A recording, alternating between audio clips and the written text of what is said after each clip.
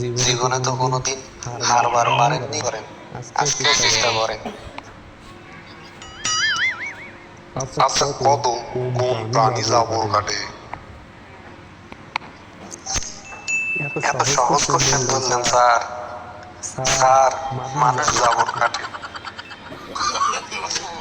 মানুষ জাবর কাটে? এ কি কথা কই? সারা জীবন শুনিয়ে গরু ছাগল জাবর কাটে, আজ তুই বলছিস মানুষ?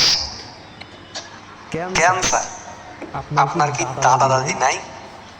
পান খাওয়ার পর যে জাবর কাটে সেটা দেখেননি? ওহো, তাই তো।